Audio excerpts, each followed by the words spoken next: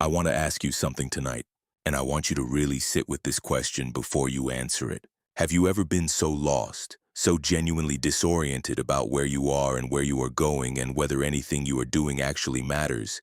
that you found yourself looking up at the sky in the middle of the night wondering if there is anything up there that knows your name? Because that is exactly where the people of Israel were. Not metaphorically lost, not philosophically uncertain, not experiencing the kind of vague existential restlessness that sends educated people to therapy on Tuesday afternoons. Genuinely lost in a real desert, with real sand and real heat and real hunger and the very real memory of 400 years of somebody else's chains still fresh on their wrists and their ankles and their dignity. They had just witnessed the most extraordinary series of miracles in human history. They had watched 10 plagues bring the most powerful empire on earth to its knees.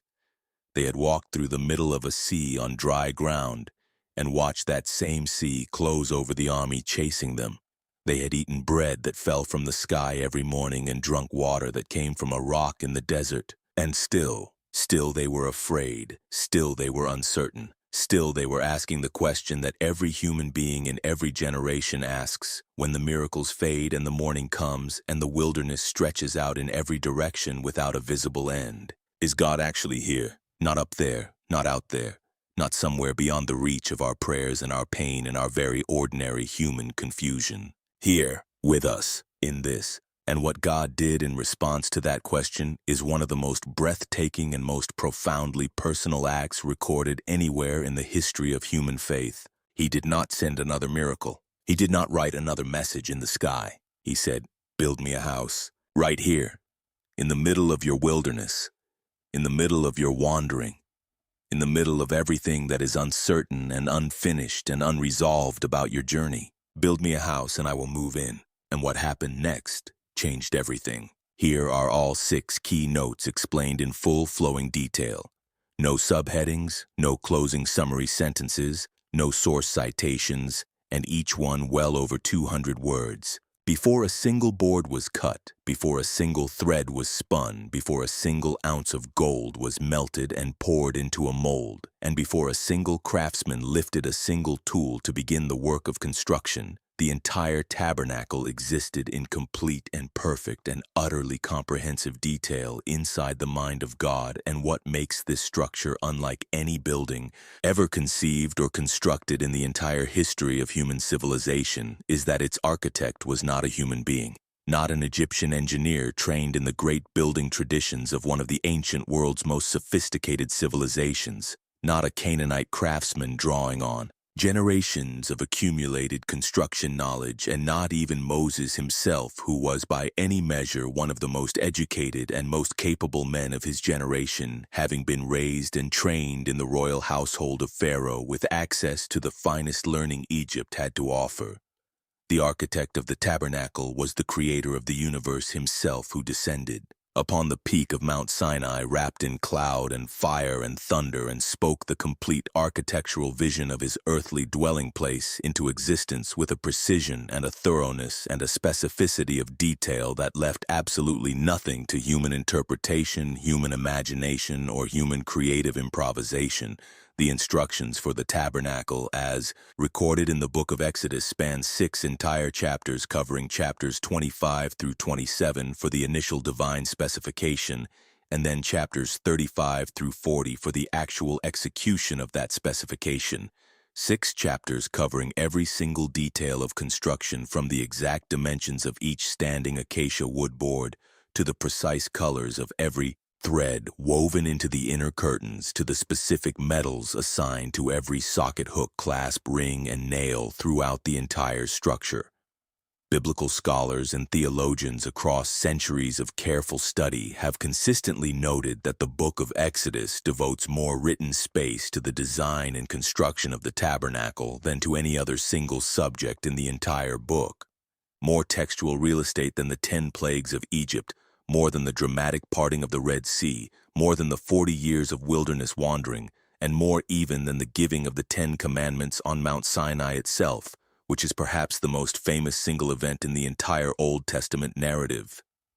This was not an afterthought hurriedly conceived as a makeshift solution to the problem of desert worship.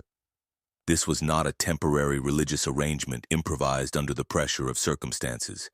This was a heavenly blueprint of breathtaking completeness delivered with divine exactness and divine authority to a man who had been called up the mountain specifically to receive it, and the sheer volume and precision of those instructions communicate something of enormous theological significance, that the question of where and how and under what conditions a holy God would meet with his people was not a matter he was willing to leave to human creativity or human preference or human tradition, but was something he had thought through completely and was determined to communicate completely before the first tool was ever lifted. One of the most staggering and most consistently underappreciated dimensions of the entire Tabernacle story is the sheer quality, the extraordinary variety, and the almost incomprehensible quantity of the materials that were gathered and used in its construction, because when you stop and truly consider the full context of who these people were, where they were, and what they had, access to the materials that went into the Tabernacle become one of the most remarkable features of the entire account.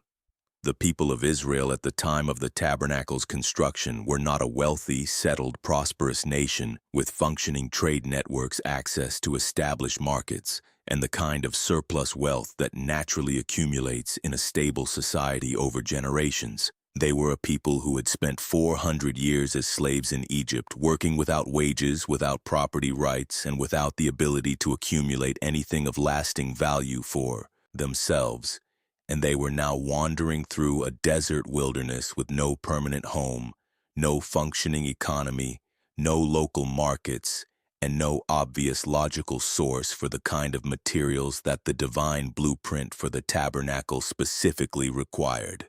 Yet when Moses stood before the entire congregation of Israel and issued the call for voluntary offerings, the response was so immediate, so overwhelming, and so extraordinarily generous that it stands as one of the most remarkable acts of collective worship and collective sacrifice recorded anywhere in the pages of the entire Bible. Those whose hearts were willing and whose spirits were moved came forward with gold, the rings from their ears, the bracelets from their wrists, the personal jewelry they had carried out of Egypt. They brought silver and bronze, they brought blue and purple and scarlet thread spun by the hands of skilled women working at their looms in the wilderness camp. They brought fine twisted linen. They brought goat hair for the tent covering above the inner curtains. They brought ram skins dyed red and the skins of sea creatures for the outermost protective layer of the tent roof. The gold collected from the voluntary offerings of the people totaled 29 talents and 730 shekels. And since a single talent weighed approximately 75 to 80 pounds, this represents somewhere between 2,000 and 2,400 pounds of pure gold contributed freely, voluntarily, and joyfully by people walking through a desert. The silver collected through the census contribution of every Israelite man over 20 years old totaled 100 talents and 1,775 shekels and was used specifically to cast the 100 silver sockets into which the standing boards and the posts of the inner veil were set, forming the literal foundation of the entire structure. And the contributions came in such volume and with such sustained enthusiasm that the craftsmen Bezalel and Oholiab eventually came to Moses with a report that stopped the entire donation drive. The people had already brought more than enough, more than was needed for all the work to be done in every category of material, and Moses sent a proclamation throughout the entire camp telling the people to stop bringing offerings. The construction of the tabernacle was not assigned through a competitive bidding process. It was not delegated to the most experienced builders in the Israelite camp on the basis of their professional reputation. It was not given to the tribal leaders or the elders or the men of highest social standing in the community. It was assigned by God himself to two specific men chosen by divine selection, called by name before Moses received the full construction mandate, and then filled supernaturally with a level of skill and ability and artistic vision that went far beyond the reach of anything that could have been produced through ordinary human talent development or professional training alone. The principal craftsman was a man named Bezalel, son of Uri, son of Hur of the tribe of Judah, and the language that the book of Exodus uses to describe his divine appointment is some of the most remarkable language in the entire Pentateuch. because it does not simply say that God chose him or that God instructed him or that God directed him in the work. It says that God filled him with the divine spirit with skill, intelligence, and knowledge in every kind of craft that would be required for the construction, including the ability to devise artistic designs, to work in gold, silver, and bronze, to cut stones for setting, to carve wood, and to execute every kind of skilled work that the tabernacle's construction demanded. The Hebrew word used for the spirit that filled Bezalel is the same word used throughout the Old Testament for the Spirit of God. This was not merely an enhancement of his natural talents or a boost to his existing professional abilities, but a genuine supernatural endowment of creative and constructive capacity placed within a human being by the Creator of the universe for a specific sacred purpose. His assistant and partner in the work was a man named Oholiab, son of Ahisamach of the tribe of Dan, who was similarly gifted and who possessed a particular additional quality that the scripture specifically highlights. He was an inspired teacher capable of passing his skills, knowledge, and techniques on to others so that the entire workforce of craftsmen, embroiderers, weavers, designers, and metalworkers who participated in the construction of the tabernacle could contribute effectively and excellently to the work. The pairing of Bezalel and Oholiab is itself theologically significant because Bezalel came from Judah, the royal tribe associated with kingship and leadership, while Oholiab came from Dan, one of the less prominent tribes, demonstrating that in the economy of God's calling, neither social status nor tribal prestige nor professional background determines who receives divine gifting. What matters is the divine choice and the human willingness to be filled and used for a purpose larger than oneself. Together, these two men led what must have been one of the most extraordinary creative communities ever assembled in human history. A team of skilled artisans working in the middle of a desert from a heavenly blueprint to build a structure that would house the glory of the living God. The physical structure of the tabernacle was a masterpiece of precision engineering, portable architectural design, and sacred spatial theology, all combined into a single coherent and extraordinarily carefully planned structure that was designed to be completely assembled and completely disassembled and completely reassembled again, repeatedly across years of wilderness travel, while maintaining in every location the exact same sacred proportions, the exact same spatial relationships between its component parts, and the exact same theological statement about the nature and the holiness and the approachability of the God who dwelled within it. The main tent structure measured 15 feet wide, 15 feet tall, and 45 feet long, and was constructed from 48 standing boards of acacia wood, a dense, hard, and remarkably durable wood native to the Sinai region that was specifically chosen because of its resistance to decay and its structural strength. With each individual board measuring 15 feet tall and approximately 27 inches wide and overlaid completely in gold so that the interior of the tabernacle literally glowed with reflected golden light from every surface. At the base of every board were two silver tenons, projections that fit precisely into two corresponding silver sockets set into the ground, creating an interlocking foundation system of extraordinary stability that could anchor the structure against desert winds while still being designed for complete disassembly and transport. There were 20 boards along the north wall, 20 along the south wall, 6 along the western rear wall, and 2 specially designed corner boards reinforcing the back corners of the structure, making a total of 48 boards set into 96 silver sockets. The entire board framework was held together with 5 horizontal crossbars running through gold rings attached to each board, with the central crossbar on each wall, running the entire length of the wall from one end to the other through the middle of the boards. The interior of the tent was divided by the great woven veil, an embroidered curtain of blue, purple, and scarlet thread, and fine twisted linen bearing the images of cherubim woven into its fabric. Hung from 4 gold overlaid acacia posts set in 4 silver sockets, which divided the interior space into 2 distinct rooms, the outer holy place measuring 30 feet in length, and the inner holy of holies, measuring 15 feet in every direction, making it a perfect cube. The entrance to the tabernacle always and without exception faced east toward the rising sun, and the entire tent structure was surrounded by a rectangular courtyard measuring 150 feet in length and 75 feet in width, enclosed by a perimeter of fine linen curtains 7.5 feet high, hung from 60 bronze pillars with silver hooks and silver bands, creating a defined and visually distinct sacred precinct that separated the worship space of God from the surrounding ordinary life of the Israelite encampment in a way that every person in the camp could see and understand. Inside the courtyard and within the tent walls of the tabernacle, there were 6 principal pieces of sacred furniture, and the profound truth that most casual readers of the Exodus account entirely miss is that these 6 objects were not randomly selected religious props assembled together for general worship purposes. They were a carefully sequenced theological curriculum arranged in a specific spatial order that told a single coherent and deeply intentional story about who God is, what He requires, and precisely how a sinful human being could approach and experience the presence of a perfectly holy God.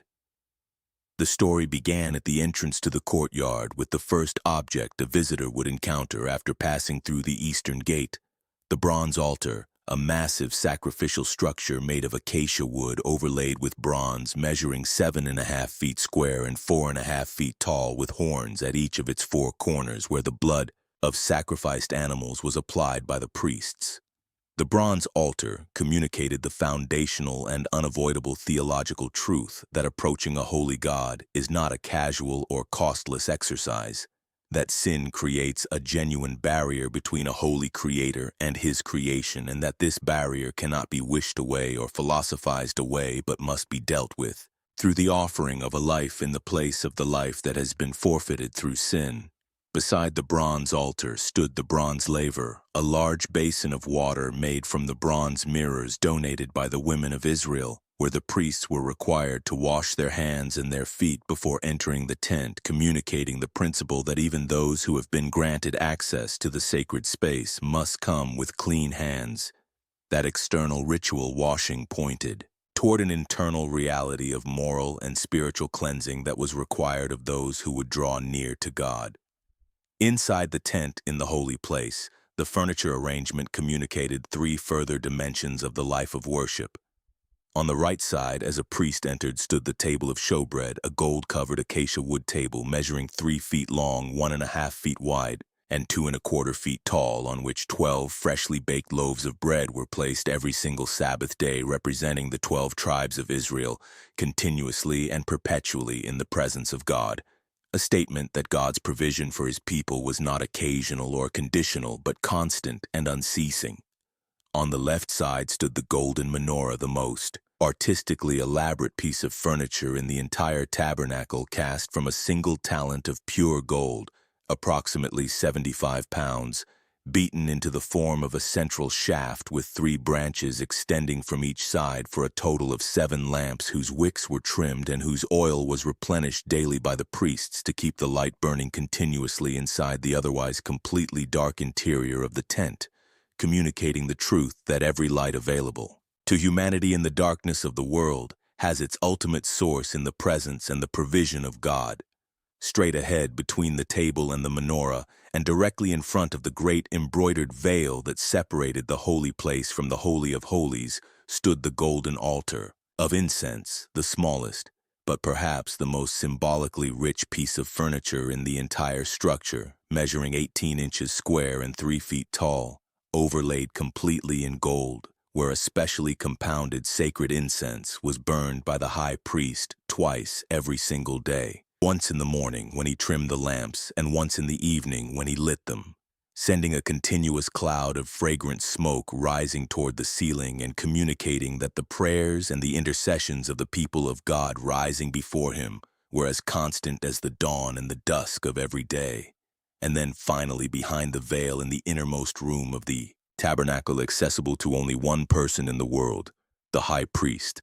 and only on one day of the entire year, the Day of Atonement, sat the Ark of the Covenant, The gold-covered acacia chest containing the 2 tablets of the 10 Commandments topped by the solid gold mercy seat with its 2 golden cherubim facing each other with their wings spread upward and forward over the mercy seat in an attitude of reverent worship where God declared that He would meet with Moses and speak to him from above the mercy seat from between the 2 cherubim, completing a sequence of 6 objects that together told the complete story of the gospel.